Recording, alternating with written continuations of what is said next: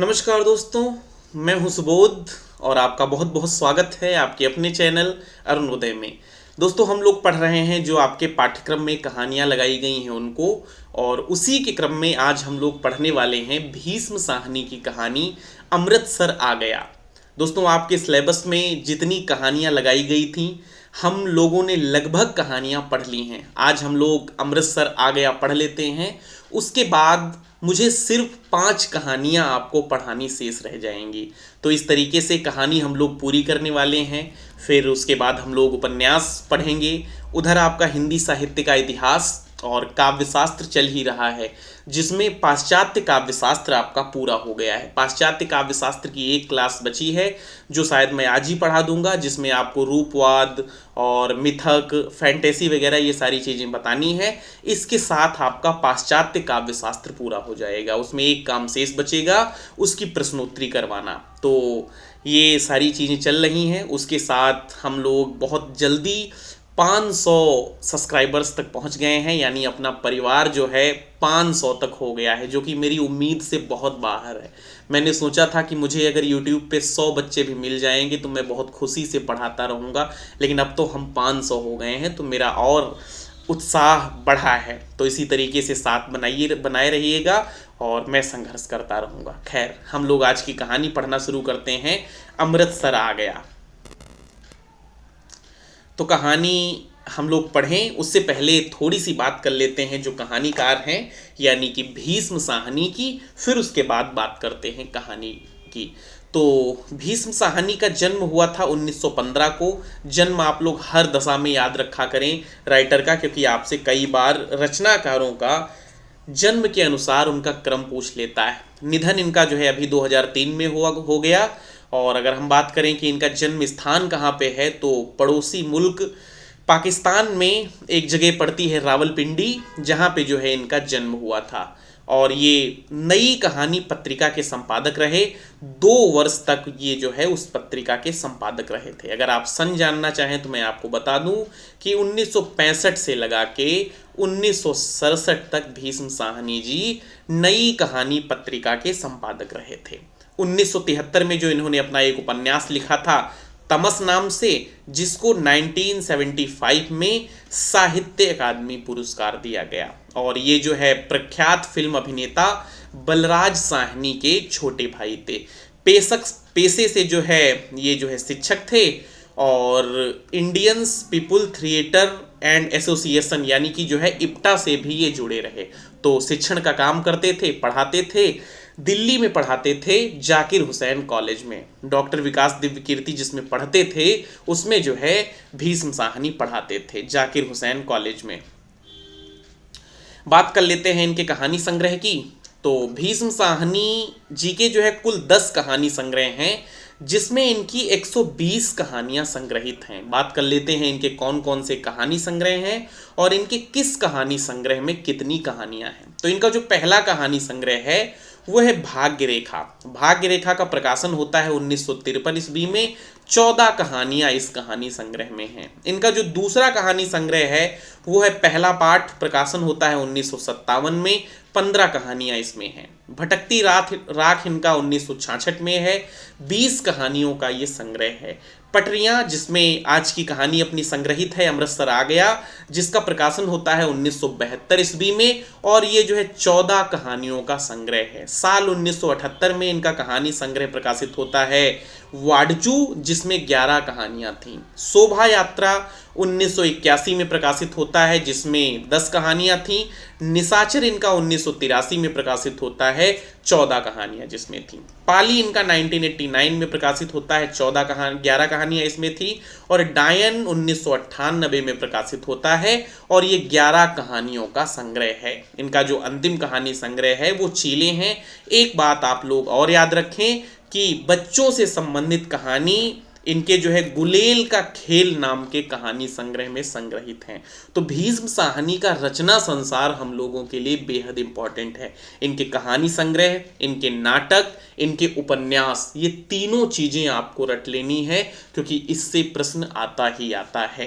कई बार जो है कई परीक्षाओं में यहाँ से प्रश्न आए हुए हैं। नाटक भी इनके बहुत ज़्यादा इंपॉर्टेंट है, नाटक पढ़ लेते हैं। इनका जो पहला नाटक है वो हानूस है, जिसका प्रकाशन होता है 1977 में, और कबीरा खड़ा बाजार में, ठीक है ना, कबीरा खड़ा बाजार में, जिसका प्रकाशन होता है 1981 में। माधवी है 1985 में, मुआवजे है 1995 में, रंग दे बसंती चोला है 1998 में, और आलमगीर है 1999 में। आप जो है नेट के प्रैक्टिस सेट उठाना, तब आप पाएंगे कि भीष्म साहनी के नाटकों के कितनी बार आपसे प्रश्न किया गया है कि नाटकों को क्रम से लगाइए। तो याद रहेगा, हानूस 1977, कबीरा खड़ा बाजार में 1981, माधवी 85, मुआवजे 95, रंग दे बसंती चोला 98 और आलमगीर 1999। उपन्यास जो है इनके देख लेते हैं। तो इनका जो पहला उपन्यास है वो झरोखे है, जिसका प्रकाशन होता है 1967 में। कड़ियाँ का प्रकाशन होता है 1970 में। इनका जो सबसे महत्वपूर्ण उपन्यास है तमस, जिसका प्रकाशन होता है 1973 में, और हम लोगों ने अभी देखा ही था कि 1975 में इसको साहित्य अकादमी के पुरस्कार से नवाजा जाता है। इनका अगला उपन्यास है बसंती, जिसका प्रकाशन होता है 1980 में। मैया दास की माड़ी 1998 में है, कुंतो 1993 में है, और नीलू नीलिमा नीलोफर 2000 में है। तो ये इनके नाटक और उपन्यास हो गए। तो हम लोगों ने बात कर ली इनके रचना संसार की। एक चीज छूट गई थी, वो भी देख लेते हैं। इनकी जो आत्मकथा है वो आज के अतीत नाम से है, जो कि हमारे सामने 2003 में प्रकाश में आती है, यानी इसका प्रकाशन 2003 में होता है। तो इनके बारे में पढ़ लिया गया। अब हम लोग बात करते हैं अपनी कहानी की, यानी जो आज की हम लोगों की कहानी है, अमृतसर आ गया। तो जैसा मैं आपको पीछे बता चुका हूँ, ये कहानी जो इनके पटरियाँ कहानी संग्रह में संकलित है। मैंने आपको बताया था कि ये जो इनकी कहानी है, इनके कौन से कहानी संग्रह में संग्रहित है, पटरियाँ, और इसका प्रकाशन जो है हुआ था 1973 ईस्वी में। और इस कहानी संग्रह में इनकी कुल 14 कहानियां संग्रहित हैं। ये कहानी जो है वो देश विभाजन की त्रासदी पर आधारित है। लेखक ने ट्रेन के दृश्य को उभारते हुए सांप्रदायिक तनाव और अमानविकता को कहानी का मुख्य विषय बनाया है। इसके बारे में ऐसा कहा जाता है कि अमृतसर आ गया जो कहानी है वो भीष्म साहनी जी के विभाजन की त्रासदी का एक अक्स मात्र है। 1973 में प्रकाशित उपन्यास तमस इसका असली जो है पूरा वाकया है। इस तरह ये जो है थोड़ा सा यहाँ पे मिस्टेक हुई है। आप ये मानिए कि ये जो इनका उपन्यास है तमस, इस चीज का जो है पूरा वाकया है। तो ये बात हो गई। ये जो है इनकी मनोविश्लेषणात्मक कहानी है। बात कर लेते हैं पात्र परिचय की, जो कि आपसे बिल्कुल नहीं पूछे जाएंगे। कोई विशेष पात्र नहीं है। सरदार जी हैं, 3 पठान हैं, एक दुबला बाबू है और एक बुढ़िया है जो लगातार माला फेरती रहती है। उसके संग जो है ट्रेन में चढ़ने के लिए एक जो है मुसाफिर भी आता है, जिसकी एक बच्ची है और एक पत्नी है। तो ये कुल मिला के कहानी है। पात्र इस कहानी के नहीं पूछे जाएंगे। फिलहाल कहानी के बारे में शुरू करते हैं अपनी कहानी को। गाड़ी के डिब्बे में बहुत मुसाफिर नहीं थे। मेरे सामने वाली सीट पर बैठे सरदार जी मुझे लाम के किस्से सुनाते जा रहे थे, यानी लाम लड़ाई। वह लाम के दिनों में वर्मा की लड़ाई में भाग ले चुके थे और बात बात पर खीखी करके हंसते और गोरे फौजियों की खिल्ली उड़ाते रहते थे। डिब्बे में 3 पठान व्यापारी थे। ये प्रश्न आपसे पूछा जा सकता है कि डिब्बे में कितने पठान थे। उसमें से एक हरे रंग की पोशाक पहने ऊपर वाली बर्थ पर लेटा हुआ था।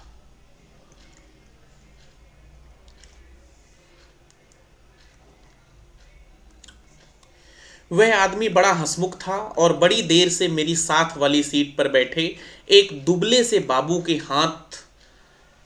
के साथ उसका मजाक चल रहा था। वह दुबला बाबू पेशावर का रहने वाला जान पड़ता था। ये भी आप लोग याद रखें, जो एक किरदार है दुबला बाबू, वो कहाँ का रहने वाला है, तो वो पेशावर का रहने वाला था। क्योंकि किसी किसी वक्त वे आपस में पश्तो में बातें करने लगते थे। मेरे सामने दाईं ओर कोने में एक बुढ़िया मुंह पर सिर ढांपे बैठी थी और देर से माला जप रही थी। यहाँ कुछ लोग रहे होंगे, संभव है 1 और मुसाफिर भी रहे हों, पर वे स्पष्ट मुझे याद नहीं। गाड़ी धीमी रफ्तार से चली जा रही थी और गाड़ी में बैठे मुसाफिर बतिया रहे थे और बाहर गेहूं के खेत में हल्की हल्की लहरियां उठ रही थीं और मैं मन ही मन बड़ा खुश था क्योंकि मैं दिल्ली में होने वाले स्वतंत्रता दिवस समारोह को देखने जा रहा था। तो ये चीज़ आप लोग याद रखें कि जो कवि है उस ट्रेन में बैठ के कहाँ जा रहा है, तो वो दिल्ली जा रहा है और पहला स्वतंत्रता दिवस देखने के लिए जा रहा है। उन दिनों के बारे में सोचता हूँ तो लगता है कि हम किसी झुटपुटे में जी रहे हैं। शायद समय बीत जाने पर अतीत का सारा व्यापार ही झुटपुटे में बीत जान पड़ता है। ज्यों ज्यों भविष्य के पट खुलते जाते हैं या झुटपुटा और भी गहराता चला जाता है। उन्हीं दिनों पाकिस्तान के बनाए जाने का ऐलान किया गया था और लोग तरह तरह के अनुमान लगाने लगे थे कि भविष्य में जीवन की रूपरेखा कैसी होगी, पर किसी की भी कल्पना बहुत दूर तक नहीं जा पाती थी। मेरे सामने बैठे सरदार जी बार बार मुझसे पूछ रहे थे कि पाकिस्तान बन जाने पर जिन्ना साहिब बम्बई में ही रहेंगे या पाकिस्तान में जाकर बस जाएंगे, और मेरा हर बार यही जवाब होता था, बम्बई क्यों छोड़ेंगे, पाकिस्तान में आते जाते रहेंगे, बम्बई छोड़ देने में क्या दुख है। लाहौर और गुरदासपुर के बारे में अनुमान लगाए जा रहे थे कि कौन सा शहर किस ओर जाएगा, यानी पाकिस्तान में कौन सा शहर रहेगा और कौन सा शहर भारत में रहेगा। मिल बैठने के ढंग में, गपशप में, हंसी मजाक में कोई विशेष अंतर नहीं आया था। कुछ लोग अपने घर छोड़ कर जा रहे थे जबकि अन्य लोग उनका मजाक उड़ा रहे थे। कोई नहीं जानता था कि कौन सा कदम ठीक होगा और कौन सा गलत। एक ओर पाकिस्तान बन जाने का जोश था, दूसरी ओर हिंसा के आज़ाद हो जाने का जोश। जगह जगह दंगे भी हो रहे थे और यौम आज़ादी की तैयारियां भी चल रही थी। इस पृष्ठभूमि में लगता था कि देश आज़ाद हो जाने पर दंगे अपने आप बंद हो जाएंगे। वातावरण में इस झुटपुट में आज़ादी की सुनहरी धूल सी उड़ रही थी और साथ ही साथ अनिश्चय भी डोल रहा था, और इसी अनिश्चय की स्थिति में किसी वक्त भावी रिश्तों की रूपरेखा झलक दे जाती थी।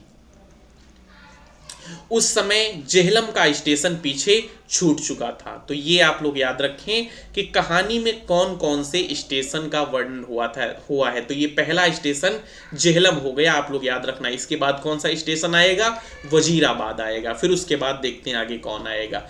जब ऊपर वाली बर्थ पर बैठे पठान ने एक पोटली खोल ली और उसमें से उबला हुआ मांस, नान रोटी के टुकड़े निकालकर अपने साथियों को देने लगा, फिर वह हंसी मजाक के बीच मेरी बगल में बैठे बाबू की ओर नान का टुकड़ा और मांस की बोटी बढ़ा कर खाने का आग्रह करने लगे। और वे लोग कहते हैं कि काले बाबू ताकत आएगी, हम जैसा हो जाएगा, यानी हम जैसा हो जाएगा, बीबी भी तेरे साथ खुश रहेगी। काले दालकोर तो दाल खाता है इसलिए दुबला है। डिब्बे में लोग हंसने लगे। बाबू ने पश्तो में कुछ जवाब दिया और फिर मुस्कुराता सिर हिलाता रहा। इस पर दूसरे पठान ने हंसकर कहा, ओ जालिम, हमारे हाथ से नहीं लेता है तो अपने हाथ से उठा ले। खुदा कसम बकरे का गोश्त है और किसी चीज का नहीं। ऊपर बैठा पठान चहक कर बोला, ओ जंजीर के तुम इधर, तुम्हें कौन देखता है। हम तेरी बीबी को नहीं बोलेगा, ओ तू हमारे साथ बोटी तोड़ी, हम तेरे साथ दाल पिएगा। यानी जो है, मैं तुम्हारी वाइफ से ये नहीं बताऊंगा कि तुमने मेरे संग ये खाया है और इसके बदले में तुम्हारे संग दाल खाऊंगा। इस पर कहा उठा पर दुबला पतला बाबू हंसता सिर हिलाता रहा और कभी कभी दो शब्द पश्तो में भी कह देता। ओ कितना बुरा बात है, हम खाता है और तुम अमार मुंह देखता है। सभी पठान मगन थे। ये इसलिए नहीं लेता कि तुमने हाथ नहीं धोए। स्थूल काय यानी जो है मोटे सरदार जी बोले और बोलते ही खीखी करने लगे। अधलेठी मुद्रा में बैठे सरदार जी की आधी तोंद सीट के नीचे लटक रही थी। तुम अभी सोकर उठे हो और उठते ही पोटली खोलकर खाने लगे, इसीलिए बाबू तुम्हारे हाथ से नहीं लेते, और कोई बात नहीं। और सरदार जी ने मेरी ओर देखकर आंख मारी और फिर खीखी करके हंसने लगे। मांस नहीं खाता ये बाबू, तो जनाना डिब्बे में बैठो, इधर क्या करता है। फिर कह कहा उठा। डब्बे में और भी अनेक मुसाफिर थे, लेकिन पुराने मुसाफिर यही थे जो सफ़र शुरू होने में गाड़ी में बैठे थे। बाकी मुसाफिर उतरते चढ़ते रहे थे। पुराने मुसाफिर होने के नाते उनमें एक तरह की बेतकल्लुफ़ी आ गई थी, यानी जो शुरुआत से ही एक साथ चढ़े थे वो सब आपस में घुल मिल गए थे। ओ इधर आकर बैठो, तुम हमारे साथ बैठो, आओ जालिम किस्सा खानी की बातें करते हैं। तभी किसी स्टेशन पर गाड़ी रुकी और नए मुसाफिरों का रेला अंदर आ गया। बहुत से मुसाफिर एक साथ अंदर घुसते चले आए। कौन सा स्टेशन है, किसी ने पूछा। वजीराबाद है शायद, मैंने बाहर की ओर देखकर कहा। अब ये चीज़ याद रखना, पहला स्टेशन झेलम आया था और ये दूसरा स्टेशन वजीराबाद आया। अभी इससे पिछले जो आपकी परीक्षा हुई थी उसमें इस स्टेशन का नाम आपसे पूछा गया था, तो स्टेशन आप लोग अपने ख्याल में रखें। गाड़ी वहां थोड़ी देर के लिए खड़ी रही, पर छूटने से पहले एक छोटी सी घटना घटी। एक आदमी साथ वाले डिब्बे में पानी लेने उतरा और नल पर जाकर पानी लोटे में भर रहा था। तभी वह भागकर अपने डिब्बे की ओर लौट आया। छलछलाते लोटे से पानी गिर रहा था, लेकिन जिस ढंग से वह भागा था उसी ने बहुत कुछ बता दिया था। नल पर खड़े लोग भी 3-4 आदमी रहे होंगे, इधर उधर अपने डिब्बे की ओर भाग गए थे। इस तरह घबरा कर भागते लोगों को मैं देख चुका था। देखते ही देखते प्लेटफॉर्म खाली हो गया, मगर डिब्बे के अंदर अभी भी हंसी मजाक चल रहा था। कहीं कोई गड़बड़ है, मेरे पास बैठे दुबले पतले उस बाबू ने कहा। कहीं कुछ था, लेकिन क्या था कोई भी स्पष्ट नहीं जानता था। मैं अनेक दंगे देख चुका था, इसलिए वातावरण में होने वाली छोटी सी तब्दीली को भांप गया। भागते व्यक्ति, खटाक से बंद होते दरवाजे, घरों की छतों पर खड़े लोग, चुप्पी और सन्नाटा सभी दंगों के चिन्ह हैं। तभी पिछले दरवाजे की ओर, जो प्लेटफॉर्म की ओर न खुलकर दूसरी ओर खुलता है, हल्का सा शोर हुआ। कोई मुसाफिर अंदर घुसना चाह रहा था। कहाँ घुसा आ रहा है, नहीं है जगह, बोल दिया जगह नहीं है, किसी ने कहा। यानी जब वो ट्रेन वजीराबाद में रुकी थी तो ट्रेन में कोई चढ़ रहा है, लेकिन अंदर रेलगाड़ी पूरी भर चुकी है, तो लोग उसका विरोध कर रहे हैं।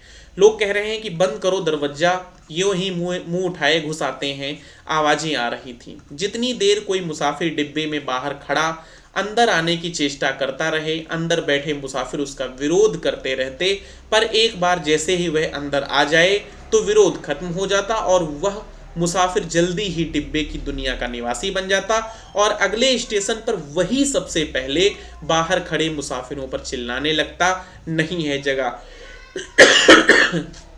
अगले डिब्बे में जाओ, घुसे आते हैं। दरवाजे पर शोर बढ़ता जा रहा था। तभी मैले कुचले कपड़ों और लटकती मूछों वाला एक आदमी दरवाजे के अंदर घुसता दिखाई दिया। चीकट मैले कपड़े, जरूर कहीं हलवाई की दुकान करता होगा। वह लोगों की शिकायतों, आवाज़ों की ओर ध्यान दिए बिना दरवाजे की ओर घूमकर बड़ा सा काले रंग का संदूक अंदर की ओर घसीटने लगा। हालांकि लोग उसका विरोध कर रहे थे कि अंदर जगह नहीं है, लेकिन वो बिना किसी पे ध्यान दिए अपना सामान अंदर किए जा रहा था। आ जाओ, तुम भी चढ़ जाओ, वह अपने पीछे किसी से कहे जा रहा था। तभी दरवाजे में एक पतली सूखी सी औरत नजर आई और उसके पीछे 16-17 बरस की सांवली सी एक लड़की अंदर आ गई। लोग अभी भी चिल्लाए जा रहे थे। सरदार जी को कूल्हों के बल उठकर बैठना पड़ा। यानी जब लोग बढ़ने लगे तो सरदार जी को उठना पड़ा। बंद करो जी दरवाजा, बिना पूछे चढ़े आते हैं, अपने बाप का घर समझ रखा है, मत घुसने दो जी, क्या करते हो, धकेल दो पीछे। और लोग भी चिल्ला रहे थे। वह आदमी अपना सामान अंदर घसीटे जा रहा था। उसकी पत्नी और बेटी संडास के दरवाजे के साथ लगकर खड़े थे और कोई डिब्बा नहीं मिला। औरत जात को भी यहां उठा लाया। वह आदमी पसीने से तर था और हाँपता हुआ सामान अंदर घसीटे जा रहा था। संदूक के बाद रस्सियों में बंधी खाट की पट्टियां अंदर खींचने लगा। टिकट है जी मेरे पास, मैं बेटिकट नहीं हूँ। पर इस डिब्बे में बैठे बहुत से लोग चुप हो गए, पर बर्थ पर बैठा पठान उचक कर बोला, निकल जाओ इधर से, देखता नहीं इधर जगह नहीं है। और पठान ने आओ न देखा ताओ, आगे बढ़कर ऊपर से ही मुसाफिर के लात जमा दी। पर लात उस आदमी को लगने के बजाय उसकी पत्नी के कलेजे से लगी और वहीं हाय हाय करती वह बैठ गई। उस आदमी के पास मुसाफिरों के साथ उलझने के लिए वक्त नहीं था। वह बराबर अपना सामान अंदर घसीटे जा रहा था। पर डिब्बे में मौन सा छा गया। खाट की पटरियों के बाद बड़ी बड़ी गठरियां आईं। इस पर ऊपर बैठे पठान की सहन क्षमता चुक गई। निकालो इसे, कौन है ये, वह चिल्लाया। इस दूसरे पठान ने, जो नीचे की सीट पर बैठा था, उस आदमी का संदूक दरवाजे से नीचे धकेल दिया, जहां लाल वर्दी वाला एक कुली खड़ा सामान अंदर पहुंचा रहा था। उसकी पत्नी के चोट लगने पर कुछ मुसाफिर चुप हो गए थे। केवल कोने में बैठी बुढ़िया करलाए जा रही थी, ए नेक बख्तों, बैठने दो, आजा बेटी, तू मेरे पास आजा, जैसे तैसे सफर काट लेंगे, छोड़ो बे जालिमों, बैठने दो। अभी आधा सामान ही अंदर आ पाया होगा जब सहसा गाड़ी सरकने लगी। छूट गया, सामान छूट गया। वह आदमी बदहवास सा होकर चिल्लाया, पिताजी सामान छूट गया। संडास के दरवाजे के पास खड़ी लड़की सिर से पांव तक कांप रही थी और चिल्लाए जा रही थी, उतरो नीचे उतरो। वह आदमी हड़बड़ा कर चिल्लाया और आगे बढ़कर खाट की पट्टियों और गठरियां बाहर फेंकते हुए दरवाजे का डंडहरा पकड़कर नीचे उतर गया। उसके पीछे उसकी व्याकुल बेटी और फिर उसकी पत्नी कलेजे को दोनों हाथ से दबाए हाय हाय करती उतर गई। बहुत बुरा किया तुम लोगों ने, बहुत बुरा किया। मतलब वो बुढ़िया कह रही है।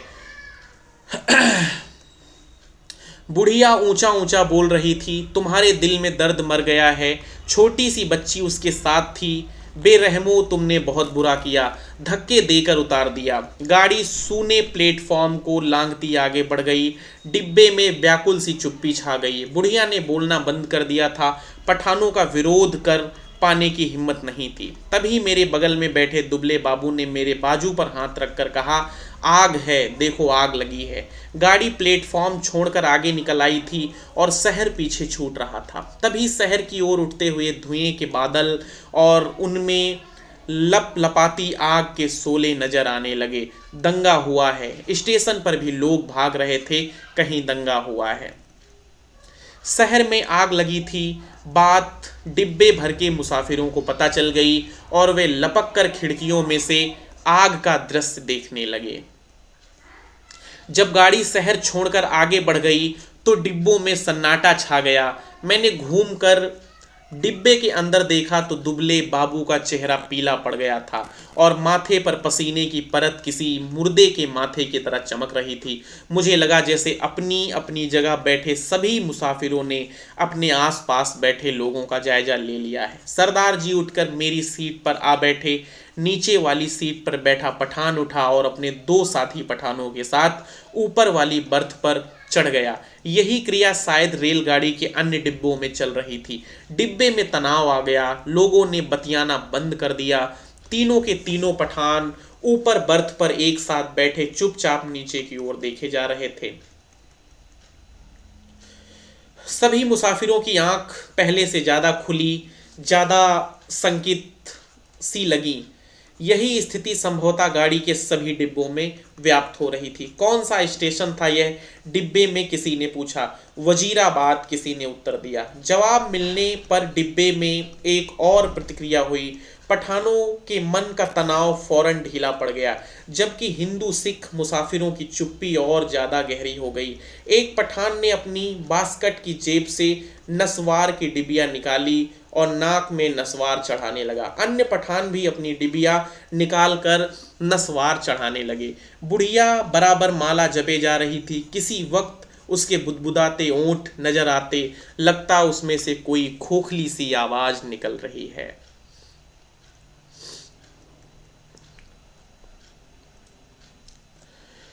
अगले स्टेशन पर जब गाड़ी रुकी तो वहां भी सन्नाटा था, कोई परिंदा तक नहीं फड़क रहा था। हाँ, एक भिजती पीठ पर पानी की मशक लादे प्लेटफॉर्म लांग कर आया और मुसाफिरों को पानी पिलाने लगा। लो पानी पियो, पानी पियो। औरतों के डिब्बों में औरतों और बच्चों के अनेक हाथ बाहर निकल आए थे। बहुत मार काट हुई है, बहुत लोग मरे हैं। लगता था वह इस मार काट में अकेले पुण्य कमाने चला आया है। गाड़ी सरकी तो सहसा खिड़कियों के पल्ले चढ़ाए जाने लगे। दूर दूर तक पहियों की गड़गड़ाहट के साथ खिड़कियों के पल्ले चढ़ाए जाने की आवाज आने लगी। किसी अज्ञात आशंकावश दुबला बाबू मेरे पास वाली सीट से उठकर और दो सीटों के बीच फर्श पर लेट गया। उसका चेहरा अभी भी मुर्दे जैसा पीला हो रहा था। इस बर्थ पर बैठा पठान उसकी ठिठोली करने लगा। ओ बेगैरत, तुम मर्द है कि औरत? सीट पर से उठकर नीचे लेटता है तो मर्द के नाम को बदनाम करता है। वह बोल रहा था और बार बार हंसे जा रहा था। वह फिर उसे पश्तो में कुछ कहने लगा। बाबू चुप बना लेटा रहा। अन्य सभी मुसाफिर चुप थे। डिब्बे का वातावरण बोझिल बन गया था। ऐसे आदमी को हम डिब्बे में नहीं बैठने देगा। ओ बाबू, अगले स्टेशन पर उतर जाओ और जनाना डिब्बे में बैठो। मगर बाबू की हाजिर जवाबी अपने कंठ में सूख चली थी। हकलाकर चुप हो रहा। पर थोड़ी देर बाद वह अपने आप उठकर सीट पर जा बैठा और देर तक अपने कपड़ों की धूल झाड़ता रहा। वह क्यों उठकर फर्श पर लेट गया था? शायद उसे डर था कि बाहर से गाड़ी पर पथराव होगा या गोली चलेगी। शायद इसी कारण खिड़कियों के पल्ले चढ़ाए जा रहे थे। कुछ भी कहना कठिन था। मुमकिन है कि किसी एक मुसाफिर ने किसी कारण से खिड़की का पल्ला चढ़ाया हो। उसकी देखा देखी बिना सोचे समझे धड़ाधड़ खिड़कियों के पल्ले चढ़ाए जाने लग रहे थे। बोझिल अनिश्चित से वातावरण में सफर कटने लगा। रात गहराने लगी। डिब्बे के मुसाफिर स्तब्ध और संकित ज्यों के त्यों बैठे थे। कभी गाड़ी की रफ्तार सहसा टूटकर धीमी पड़ जाती तो लोग एक दूसरे की ओर देखने लगते। कभी रास्ते में ही रुक जाती तो डिब्बे के अंदर सन्नाटा और भी गहरा हो जाता। केवल पठान निश्चित बैठे थे। हाँ, उन्होंने तो बतियाना भी छोड़ दिया था क्योंकि उनकी बातचीत में कोई भी शामिल होने वाला नहीं था। धीरे धीरे पठान ऊँघने लगे। जब अन्य मुसाफिर फटी फटी आंखों से शून्य में देखे जा रहे थे, बुढ़िया मुंह से सिर लपेटे टांगे सीट पर चढ़ाए बैठे बैठे सो गई थी। ऊपर वाली बर्थ पर एक पठान ने अधलेटे ही कुर्ते की जेब में से काले मनकों की तस्बीब निकाल ली और उसे धीरे धीरे हाथ में चलाने लगा। खिड़की के बाहर आकाश में चांद निकल आया और चांदनी के बाहर की दुनिया और भी अनिश्चित और भी अधिक रहस्यमयी हो उठी थी। यानी अब जो है रात हो गई है, यहाँ से सारी कहानी रात में ही चलेगी। किसी किसी वक्त दूर किसी ओर आग के शोले उठते नजर आते थे। कोई नगर जल रहा था। गाड़ी किसी वक्त चिंगाड़ती हुई आगे बढ़ने लगी, फिर किसी वक्त उसकी रफ्तार धीमी पड़ जाती और मीलों तक धीमी रफ्तार ही चलती रहती। सहसा दुबला बाबू खिड़की में से बाहर देखकर ऊंची आवाज में बोला, हरबंस पूरा निकल गया क्या? ये जो है तीसरा नाम आ गया। उसकी आवाज में उत्तेजना थी। वह जैसे चीख कर बोला। डिब्बे के सभी लोग उसकी आवाज सुनकर चौंक गए। उसी वक्त डिब्बे के अधिकांश मुसाफिरों ने मानो उसकी आवाज को ही सुनकर करवट बदली। ओ बाबू, चिल्लाता क्यों है? तस्बीह वाला पठान चौंक कर बोला, इधर उतरेगा तुम? जंजीर खींचूं? और खीखी करके हंस दिया। जाहिर है वह हंसबुरा की स्थिति से अथवा उसके नाम से अनभिज्ञ था। बाबू ने कोई उत्तर नहीं दिया, केवल सिर हिला दिया और एक आध बार पठान की ओर देखकर फिर खिड़की के बाहर झांकने लगा। डब्बे में फिर से मौन छा गया। तभी इंजन ने सीटी दी और उसकी एक रस रफ्तार टूट गई। थोड़ी ही देर बाद खटाक का सा शब्द हुआ। शायद गाड़ी ने लाइन बदली थी। बाबू ने झांक कर उस दिशा में देखा जिस ओर गाड़ी बढ़ी जा रही थी। शहर आ गया था। वह फिर ऊंची आवाज में चिल्लाया, अमृतसर आ गया। उसने फिर से कहा और उछल कर खड़ा हो गया और ऊपर वाली बर्थ पर लेटे पठान को संबोधित करके चिल्लाया। अब यहां से शुरू होता है बाबू कांड। ओ बे पठान के बच्चे, नीचे उतर, तेरी माँ की नीचे उतर, तेरी उस पठान बनाने वाली की मैं। बाबू चिल्लाने लगा और चीख चीख कर गालियां बकने लगा था। तस्बीह वाले पठान ने करवट बदल ली और बाबू की ओर देखकर बोला, ओ क्या है बाबू, हम कुछ बोला? नीचे उतर तेरी। वो जो है लगातार गालियों का प्रयोग कर रहा है, लेकिन गालियां न भीष्म शाहनी प्रयोग कर सके हैं न जो है मैं यहाँ पे करूँगा। हिंदू औरतों को लात, हालांकि मैं जो है गालियों का प्रयोग करता भी नहीं हूँ। हिंदू औरत को लात मारता है, हरामजादे तेरी उस, ओ बाबू बक बक बक बकर नहीं करो, ओ खचीर के तुम गाली मत बको, हमने बोल दिया, अब तुम्हारा जबान खींच लेगा। अब जैसे ही अमृतसर आया है, बाबू ने बिल्कुल बॉर्नवीटा पी लिया है और जो है एकदम से एग्रेसिव हो गया है, गाली देता है। फिर एक गाली आ गई। बाबू चिल्लाया और उछलकर सीट पर चढ़ गया। वह सिर से पांव तक कांप रहा था। बस बस, सरदार जी बोले, ये लड़ने की जगह नहीं है, थोड़ी देर का सफर बाकी है, आराम से बैठो। ये सरदार जी के पहले शब्द हैं जिनमें वो कहते हुए हंसे नहीं हैं। तेरी मैं लात तोड़ दूं, लात न तोड़ दूं तो कहना, गाड़ी तेरे बाप की है। बाबू चिल्लाया। ओ हमने क्या बोला, सभी लोग तो उसको निकालता था, हमने भी निकाला, ये इधर हमको गाली देता है, हम इसका जबान खींच लेगा। यानी बाबू उसके लिए जो है विरोध कर रहा है जब उसने उस मुसाफिर की पत्नी को लात मार दिया था। बुढ़िया बीच में फिर बोल उठी, वे जीणे जोगियो आराम नाल बैठो, वे रब दिए बंदे कुछ होश करो। उसके ओंठ किसी प्रेत की तरह फड़फड़ाए जा रहे थे और उसमें से छींड़ फुसफुसाहट सुनाई दे रही थी। बाबू चिल्लाए जा रहा था, अपने घर में शेर बनता है, अब बोल तेरी मैं उस पठान बनाने वाले की। तभी गाड़ी अमृतसर के प्लेटफॉर्म पर रुकी। प्लेटफॉर्म लोगों से खचाखच भरा था।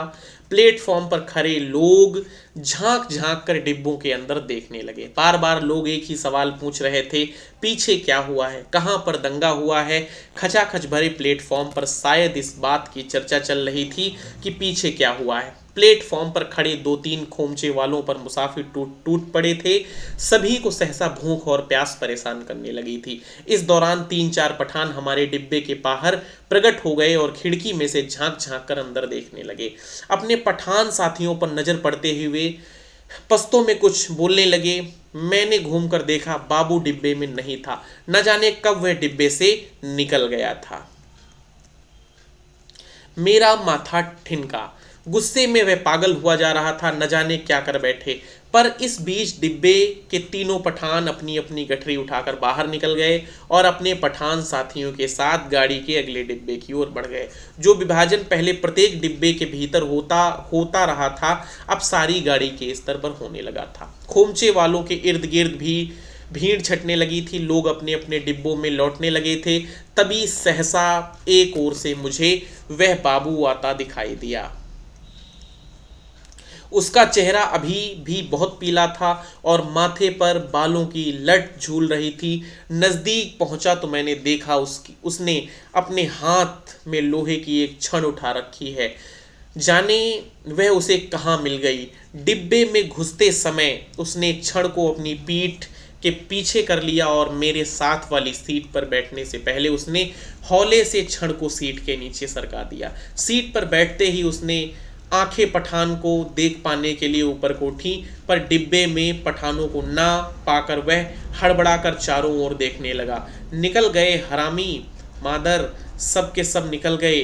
फिर सिर पिटाकर उठ खड़ा हुआ, चिल्लाकर बोला, तुमने उन्हें जाने क्यों दिया? तुम सब नामर्द हो। पर गाड़ी में बहुत भीड़ थी, बहुत नए मुसाफिर थे, किसी ने उसकी बात पर विशेष ध्यान नहीं दिया।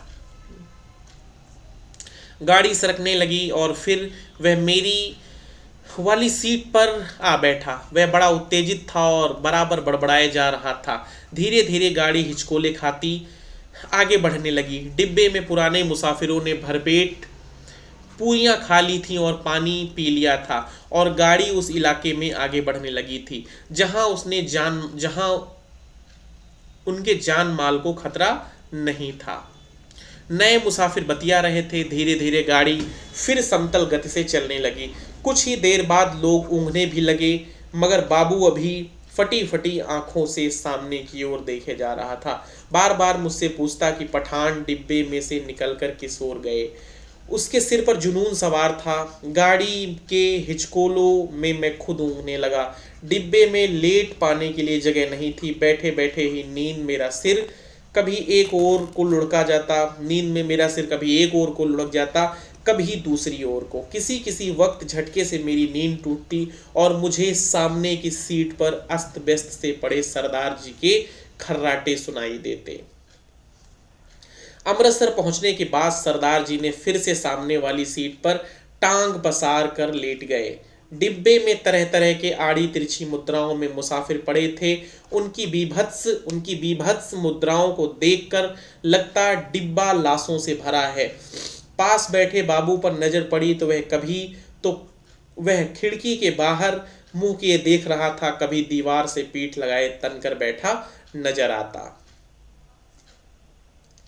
किसी किसी वक्त गाड़ी किसी स्टेशन पर रुकती तो पहियों की गड़गड़ाहट बंद होने पर निस्तब्धता सी छा जाती।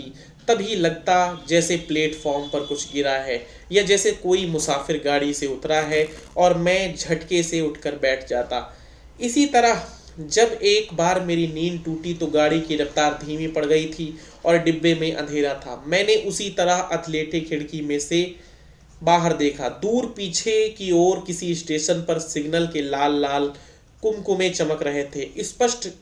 स्पष्टता गाड़ी कोई स्टेशन लांग कर आई थी, पर अभी तक उसने रफ्तार नहीं पकड़ी थी। डिब्बे के बाहर मुझे धीमे से अस्फुट स्वर सुनाई दिया।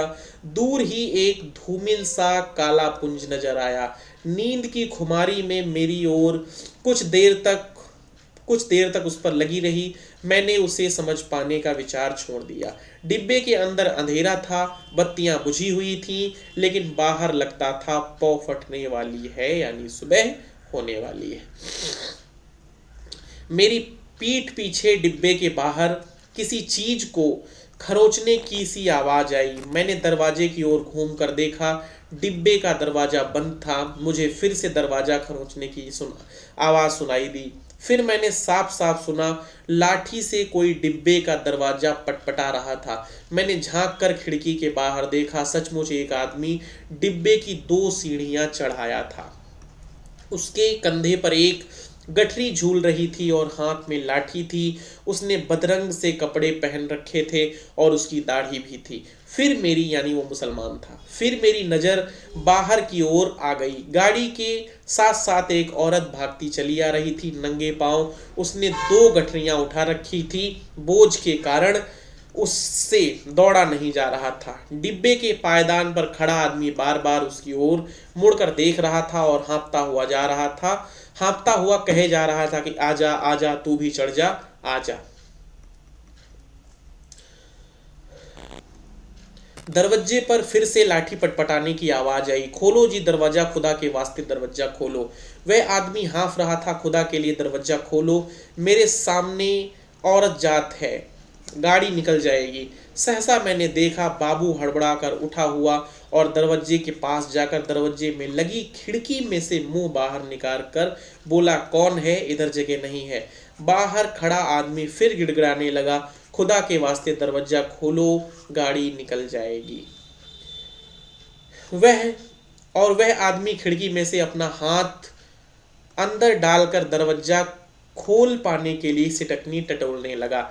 नहीं है जगह, बोल दिया, उतर जाओ गाड़ी पर से, बाबू चिल्लाया और उसी क्षण लपक कर दरवाजा खोल दिया। या अल्लाह, उस आदमी के अस्फुट से शब्द सुनाई दिए, यानी उसने दरवाजा खोलकर उसके सिर पर उसी लोहे की सरिया से बहुत तेज प्रहार किया। दरवाजा खुलने पर जैसे उसने इत्मीनान की सांस ली हो, और उसी वक्त मैंने बाबू के हाथ में छड़ चमकते देखी। एक ही भरपूर वार बाबू ने उस मुसाफिर के सिर पर किया। मैं देखते ही डर गया और मेरी टांगें लरस गईं। मुझे लगा जैसे क्षण के वार का उस आदमी पर कोई असर नहीं हुआ। उसके दोनों हाथ अभी भी जोर से डंडहरे को पकड़े हुए थे।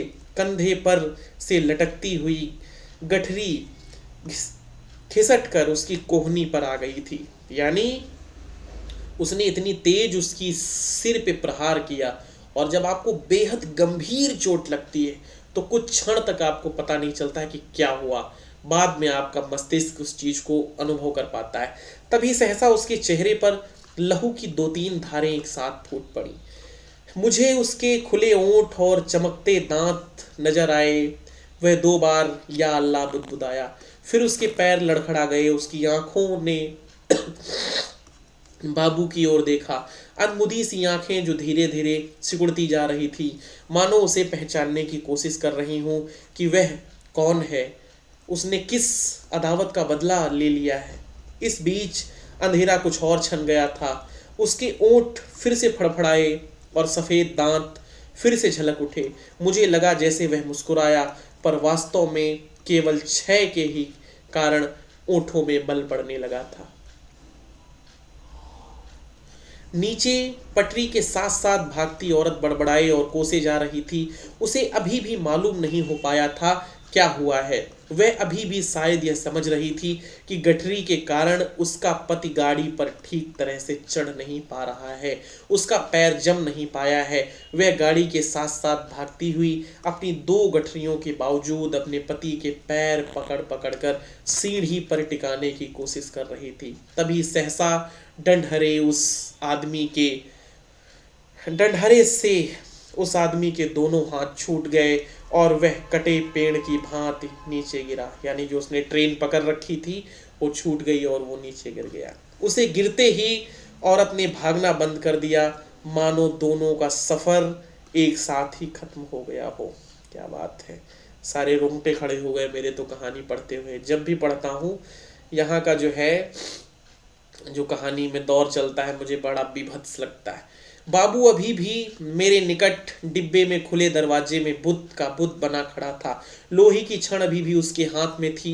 मुझे लगा जैसे वह छड़ को फेंक देना चाहता है, लेकिन उसे फेंक नहीं पा रहा है। उसका हाथ जैसे उठ नहीं रहा है। मेरी सांस अभी भी फूली हुई है और डिब्बे में अंधियारे कोने में मैं खिड़की से साथ सट कर बैठा उसकी ओर देखे जा रहा था। फिर वह आदमी खड़े खड़े हिला और किसी अज्ञात प्रेरणावश वह एकदम आगे बढ़ गया और दरवाजे के बाहर पीछे की ओर देखने लगा। गाड़ी आगे निकलती जा रही थी। दूर पटरी के किनारे अंधियारा पुंज सा नजर आ रहा था। बाबू का शरीर हरकत में आया। एक झटके से उसने छड़ को डिब्बे के बाहर फेंक दिया, फिर घूमकर डिब्बे के अंदर दाएं बाएं देखने लगा। सभी मुसाफिर सोए पड़े थे। मेरी ओर उसकी नजर नहीं उठी। थोड़ी देर तक वह खड़ा डोलता रहा, फिर उसने घूमकर दरवाजा बंद कर दिया। उसने ध्यान से अपने कपड़ों की ओर देखा, अपने दोनों हाथों की ओर देखा, फिर एक और अपने दोनों हाथों को नाक के पास ले जाकर उन्हें सूंघा। वह देखना चाहता था कि महक तो नहीं आ रही खून वगैरह की, मानो जानना चाहता हो कि उसके हाथों से खून की बू तो नहीं आ रही है। फिर वह दबे पांव चलता हुआ आया और मेरी बगल वाली सीट पे बैठ गया। धीरे धीरे छुटपुटा छटने लगा। दिन खुलने लगा। साफ सुथरी सी रोशनी चारों ओर फैलने लगी। किसी ने जंजीर खींचकर गाड़ी को खड़ा नहीं किया था। क्षण खा रही गिरी उसकी देह मीलों तक पीछे छूट चुकी थी। सामने गेहूं के खेतों में फिर से हल्की हल्की लहरियां उठने लगी थीं। सरदार जी बदन खुजलाते उठ बैठे थे। मेरी बगल में बैठा बाबू दोनों हाथ सिर के पीछे रखे सामने की ओर देखे जा रहा था। रात भर में उसके चेहरे पर दाढ़ी के छोटे छोटे बाल उगाए थे। अपने सामने बैठे देखकर